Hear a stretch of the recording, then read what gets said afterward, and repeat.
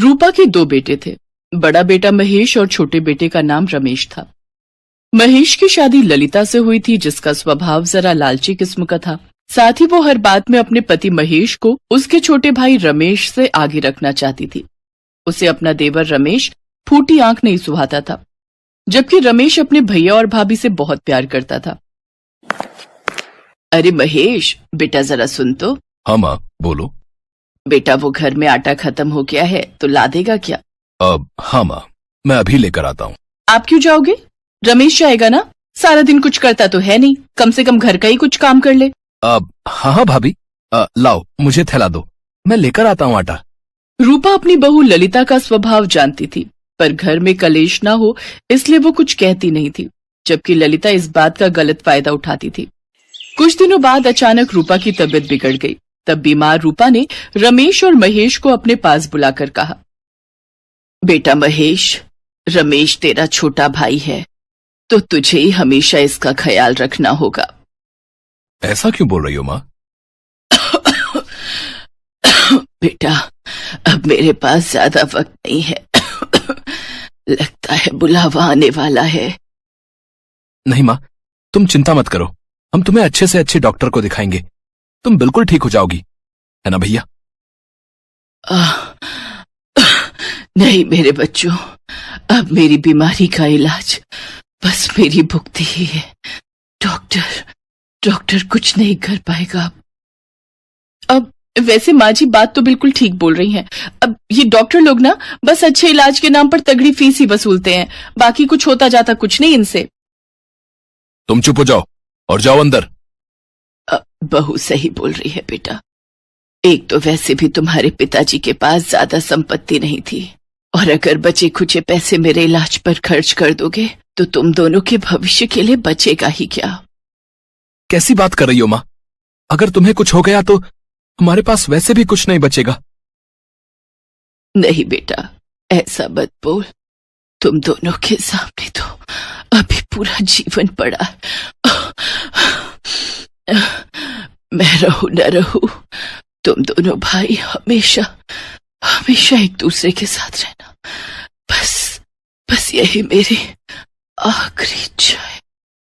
ये रूपा के आखिरी शब्द थे, क्योंकि इसके बाद वो हमेशा के लिए शांत हो गई। माँ की मौत के दुख में दोनों भाई फूट फूट कर रोए। उधर ललिता अपने कमरे में बैठी राहत की सांस ले रही थी। दरअसल जब से रूपा बीमार हुई थी तब से ही उसने बिस्तर पकड़ लिया था और घर का सारा काम ललिता पर आ गया था। साथ ही बेमन से ही सही ललिता को अपनी सास की देखभाल भी करनी पड़ती थी। लेकिन अब रूपा की मौत के बाद घर में ललिता की ही मनमर्जी चलने वाली थी। महेश शहर में रहकर कपड़ों की दुकान चलाने लगा, जो कई साल पहले उसके पिता ने खरीदी थी, जबकि रमेश अपनी भाभी के कहने पर गांव में रहकर ही अपनी पुश्तैनी खेतीबाड़ी संभालने लगा। दोनों भाई अपनी अपनी जगह मेहनत कर रहे थे, लेकिन गुजरते वक्त के साथ महेश अमीर होता गया और रमेश मुनाफे की कमी के चलते गरीब होता गया। इस बीच रमेश की शादी सरिता से हो गई। सरिता गरीब घर से जरूर थी, लेकिन उसके और रमेश के बीच बड़ा प्यार था, जबकि ललिता और महेश के बीच आए दिन कहासुनी होती रहती थी।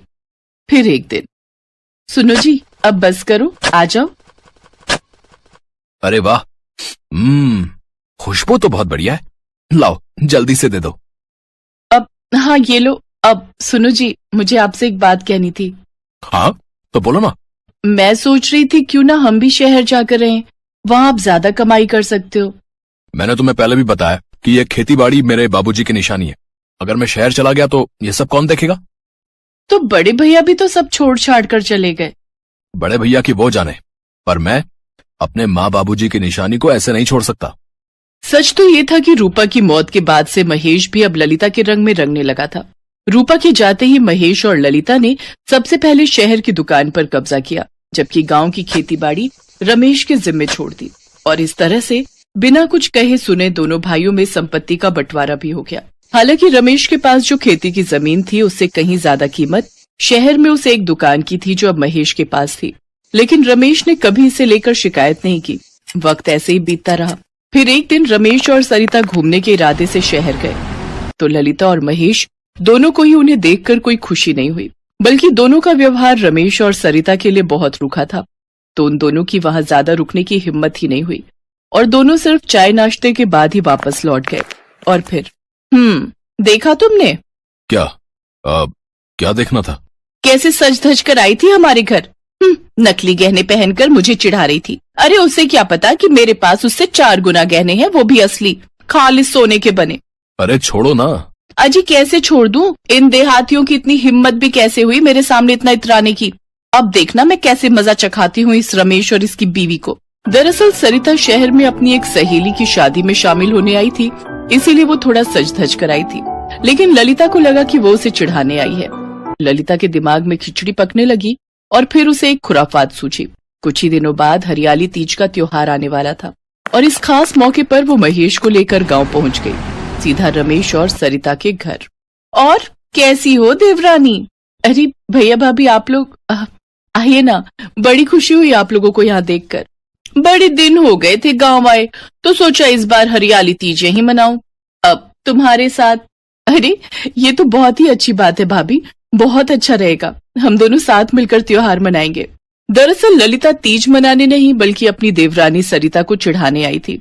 असल में वो उसे अपने नए और महंगे कपड़े और गहने दिखाकर चिढ़ाना चाहती थी।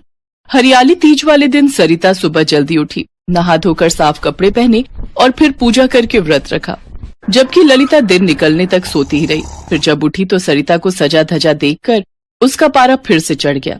देखा देखी उसने भी जल्दी से नहाकर पूरा श्रृंगार किया और पास में जितने भी गहने थे उसने वो सारे एक साथ पहन लिए ताकि वो सरिता को नीचा दिखा सके। इधर रमेश सब कुछ देखकर और समझकर भी चुप था।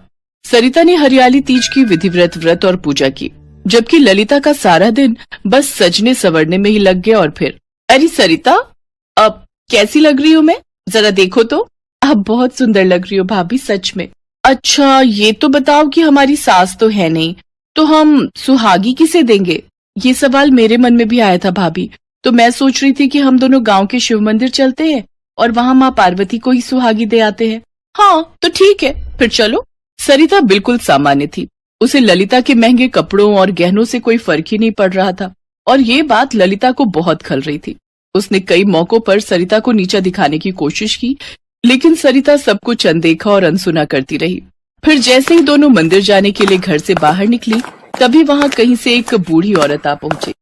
बेटी, कुछ खाने को है तो दे दो, भगवान तुम्हारा सुहाग अमर करेगा। उस बूढ़ी औरत को देखकर साफ पता चल रहा था कि उसने कई दिनों से कुछ नहीं खाया है और वो बड़ी उम्मीदों से सरिता और ललिता की तरफ देख रही थी। ये देखकर सरिता ने ललिता से कहा, भाभी क्यों ना हम इन्हें ही सुहागी दे दें, बड़ी बूढ़ी भी हैं और जरूरतमंद। हाँ तो ठीक है ना, वैसे भी मंदिर तक की परेड बच जाएगी, सही रहेगा, इन्हें ही दे देते हैं जो देना है। इसके बाद सरिता ने फौरन आगे बढ़कर सबसे पहले उस बूढ़ी औरत के पांव छुए और उन्हें सुहागी का थाल दे दिया। बूढ़ी औरत ने सरिता के हाथों से मिठाई खाई और फिर बड़े ही प्यार से उसे सौभाग्यवती होने का आशीर्वाद दिया। फिर ललिता आगे बढ़ी, लेकिन उसने बूढ़ी औरत के पैर छूने की बजाय बस सुहागी का बड़ा सा थाल दूर से ही खिसका दिया और फिर, लो अम्मा, ये सब तुम्हारे लिए है, सब ले जाओ। तुम भी क्या याद रखोगी कि ललिता से सुहागी ली थी? ललिता के शब्दों में घमंड साफ झलक रहा था। उसके सुहागी के थाल में बहुत कुछ था, नोटों की गड्डी से लेकर खाने पीने का ढेर सामान। थाल में रत्ती भर जगह भी खाली नहीं थी, लेकिन इस सब के बावजूद उस बूढ़ी औरत ने ललिता के थाल को हाथ तक नहीं लगाया और सरिता का थाल लेकर वहां से जाने लगी। ये देखकर ललिता गुस्से से पागल हो गई। ए बुढ़िया, पागल हो गई है क्या? मेरा थाल छोड़कर जा रही है? अरे तू अंधी है क्या? जरा आंखें खोलकर देख मेरे थाल में क्या क्या नहीं रखा हुआ है। ललिता गुस्से में बोले जा रही थी, लेकिन वो बूढ़ी औरत कोई जवाब दिए बिना बस चले जा रही थी। ये ललिता से बर्दाश्त नहीं हुआ और वो बूढ़ी औरत के पीछे भागी, लेकिन उसने जैसे ही बूढ़ी औरत को हाथ लगाया, एक तेज रोशनी से उसकी आंखें बंद हो गई और फिर जैसे ही ललिता की आंखें खुली तो सामने उस बूढ़ी औरत की जगह साक्षात माँ पार्वती खड़ी थी। मैं तुम्हारी सुहागी अवश्य ग्रहण करती, यदि उसमें भी सरिता की तरह भक्ति और श्रद्धा होती। मुझे तो बस वही चाहिए, बाकी सब मेरे लिए व्यर्थ है। इतना कहकर माँ पार्वती ने मुस्कुराकर सरिता की तरफ देखा और फिर उसे आशीर्वाद देकर वहां से अंतर्ध्यान हो गई। सरिता को उसके हरियाली तीज के व्रत का फल मिल चुका था, जबकि ललिता अब भी यही सोच रही थी कि आखिर उसके साथ हुआ क्या। दर्जी बहू की हरियाली तीज।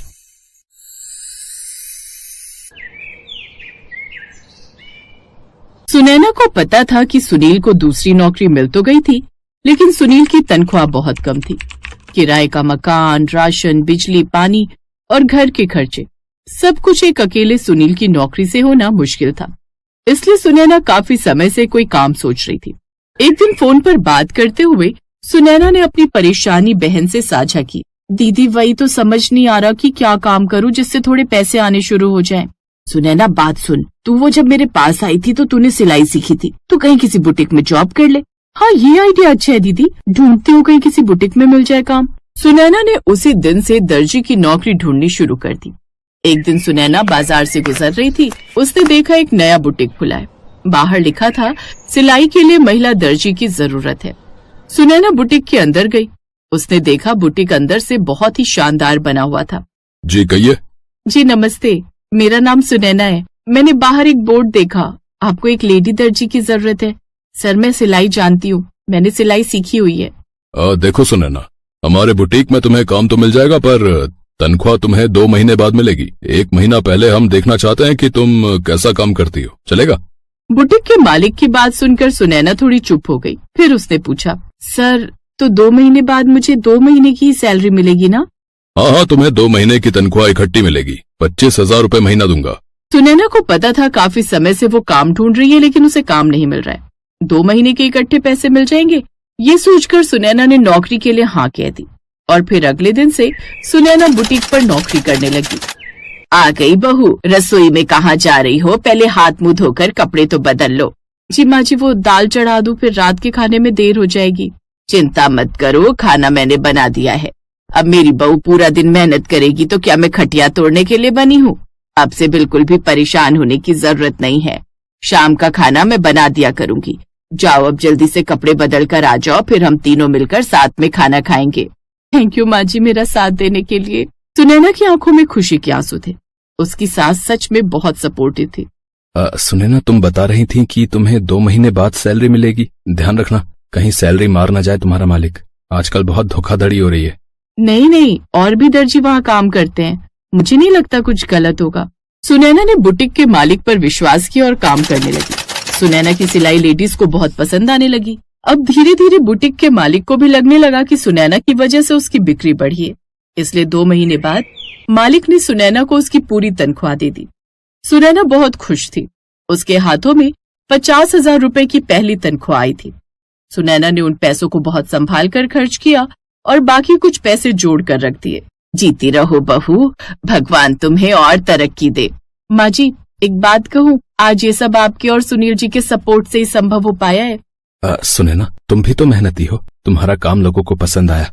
तुम्हारी वजह से महेश जी का बुटीक इतना चल रहा है। सुनील सही कह रहा था। सुनैना के काम की ग्राहक बहुत प्रशंसा करते थे। और दुकान में काम करने वाली एक और लड़की जो सुनैना की तरह ही सिलाई का काम करती थी, सुनैना से चलती थी। हरियाली तीज का काम आया हुआ था। बुटीक पर बहुत से हरे रंग के कपड़े सिलने के लिए आए हुए थे, जिनमें एक बहुत ही महंगा सूट भी शामिल था, जिसकी कीमत थी लगभग 25,000 रुपए। पर अचानक वो सूट गायब हो गया। महेश जी, मैं तो पिछले 2 दिन से छुट्टी पर थी, सूट तो कल चोरी हुआ है। तो अब सब कुछ साफ हो गया। चोर तुम हो सुनैना, तुमने ही सूट की चोरी की है। अब बात सुनो, आज तनख्वाह जो तुम्हें मिलनी थी वो तो गई, और इससे पहले कि मैं पुलिस को बुलाऊं, यहाँ से दफा हो जाओ। चोरनी कहीं की, पता नहीं अगर कुछ समय और रुकती तो पूरी दुकान ही चुरा जाती। सर, मैंने चोरी नहीं की, पर मैं अपनी सफाई में कुछ नहीं कहूंगी। मेरे भगवान जानते हैं कि मैं बिल्कुल निर्दोष हूँ और वो मुझे इस इल्जाम से मुक्त जरूर करेंगे। और एक दिन आप जरूर पछताओगे कि आपने कितनी बड़ी गलती कर दी। सुनैना की आंखों में आंसू थे। महेश ने उसकी पूरी तनख्वाह मार ली, पर असली चोर तो वो लड़की मीनाक्षी थी जिसने 25,000 का सूट भी चुरा लिया और सुनैना को नौकरी से भी निकलवा दिया। कुछ ग्राहक जो सुनैना को जानती थी वो उसका घर पूछते हुए उसके घर आ गई। सुनैना, हमें पता चला कि तुमने नौकरी छोड़ दी है। तुम्हें तो पता है हरियाली तीज आने वाली है और मेरा पहला हरियाली तीज का त्योहार है। मुझे तुम्हारे हाथों के सिले हुए सूट की फिटिंग आती है। तुम्हारे पास अगर मशीन है तो तुम मेरा सूट सिल दोगी। मुझे महेश की बुटीक से सूट नहीं सिलवाना। मशीन है तो नहीं, पर मैं खरीद लूंगी। आप मुझे बस 1 दिन का समय दो। हरियाली तीज को भी 1 हफ्ता बाकी है। मैं 2-3 दिन में आपको सूट तैयार कर दूंगी। थैंक यू सुनैना, तुमने मेरी बहुत बड़ी परेशानी हल कर दी। ये लो एडवांस के पैसे। सुनैना, मेरा भी साड़ी का हरे रंग का ब्लाउज है, कपड़ा खरीद नहीं पाई।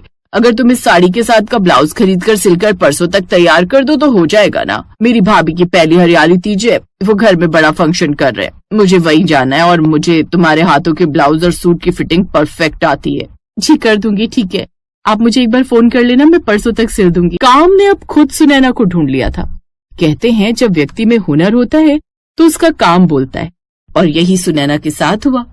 उसका काम इतना परफेक्ट था कि ग्राहक घर तक आ गए। सुनैना ने उसी शाम बाजार जाकर एक नई सिलाई मशीन खरीद ली। हरियाली तीज का त्योहार था, इसीलिए सुनैना के पास बहुत काम आ गया था। महेश के बुटीक पर जितनी भी महिलाएं सिलाई के लिए आई थी, सब सुनैना के पास आ गई। हरियाली तीज के दिन तक सुनैना लगातार सिलाई का काम करती रही। उसकी सास सत्या देवी उसे दिन रात मेहनत करते देख रही थी। हरियाली तीज का दिन आया, सुनैना ने बहुत अच्छी कमाई कर ली और उसके हाथों में ना तो मेहंदी लगी थी और न ही उसने अपने लिए हरे रंग का कोई जोड़ा तैयार किया था। तभी सुनैना की सास उसके पास आई और बोली, सुनैना बहू, मैं तुम्हें पिछले कई दिनों से देख रही हूँ। तुम हरियाली तीज के लिए बहुत मेहनत कर रही हो, इसलिए तुमने हाथों में मेहंदी भी नहीं लगाई और न ही अपने लिए कोई हरे रंग का जोड़ा तैयार किया। देखो, मैंने तुम्हारे लिए एक हरे रंग की साड़ी खरीदी है। अब ब्लाउज तुम्हें खुद सिलना पड़ेगा, और हाँ, मेहंदी वाली को भी मैंने बुला लिया है। तुम ब्लाउज तैयार कर लो, फिर मेहंदी वाली से मेहंदी लगवा लेना। सुनैना, ये लो, तुम्हारे लिए देसी घी का बढ़िया मलाई घेवर लेके आया हूँ। माँ, दोनों तैयार हो जाना, शाम को तीज का मेला देखने चलेंगे। हमारे कानपुर में भी इस साल तीजों का मेला लगा हुआ है। ये तो बहुत बढ़िया हुआ। सुनैना बहू, आज का दिन तुम्हारे नाम है भाई। आज खूब खुशियों के साथ हरियाली तीज मनाओ, फिर कल से और भी त्योहार शुरू हो रहे हैं। मेरी दर्जी बहू कल से फिर व्यस्त हो जाएगी। माँ जी, आपको लगता है मुझे और काम मिलेगा? क्यों नहीं बहू, मेहनती और ईमानदार लोगों के लिए काम की कोई कमी नहीं होती। भगवान भी ईमानदार और मेहनती लोगों के साथ रहते हैं। मेरे बेटा बहू खूब तरक्की करे, एक माँ की ईश्वर से बस यही प्रार्थना है। तभी बुटीक का मालिक महेश आ जाता है। उसके हाथ में 25,000 रुपए थे। सुनैना, मैं उस दिन के लिए माफी चाहता हूँ। असली चोर मीनाक्षी थी। मेरी दुकान पर सफाई का काम करने वाली गंगा ने मुझे सच बता दिया। मैंने मीनाक्षी पर नजर रखी, वो पैसों का भी घपला कर रही थी। सुनैना, ये तुम्हारे तनख्वाह के पैसे। मैं चाहता हूँ तुम फिर से मेरे बुटीक पर काम करो। माफ कीजिएगा सर, अब नहीं। अब मैं खुद का बुटीक खोल रही हूँ, इसलिए मुझे आपकी नौकरी की कोई जरूरत नहीं है। Thank you. सुनैना ने हाथ जोड़ दिया और महेश लौट गया। सुनैना की ईमानदारी जीत गई। उसे उसकी मेहनत के पैसे वापस मिल गए। शाम को तैयार होकर सुनैना अपनी सास और पति के साथ मंदिर जाती है। वहाँ भगवान को प्रसाद चढ़ाकर फिर वो सब हरियाली तीज का मेला घूमने